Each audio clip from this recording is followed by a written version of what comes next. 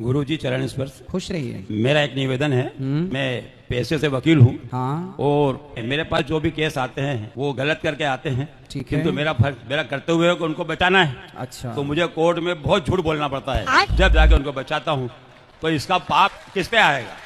आप जब किसी का केस लड़ते हैं तो आपको ये पता होता है कि ये आदमी गलत है या सही है? बिल्कुल बिल्कुल पता लगता है हमको, हम पहचान लेते हैं, जान लेते हैं। कोई बलात्कारी आपके पास आ जाएगा तो क्या आप उसे भी जिता देंगे? बिल्कुल बिल्कुल, हमारा पैसा ही है ना यही। यदि गलत है तो फिर गलत को आप मत जिताओ, आप कहो भैया मैं झूठ नहीं बोल सकता, मैं नहीं करता। हम केस नहीं लड़ सकते साहब। तो आप अच्छे लोगों के केस लड़ो। पंडित जी, मेरा यह कहना है कि अच्छे लोगों के तो केस बनते ही नहीं है।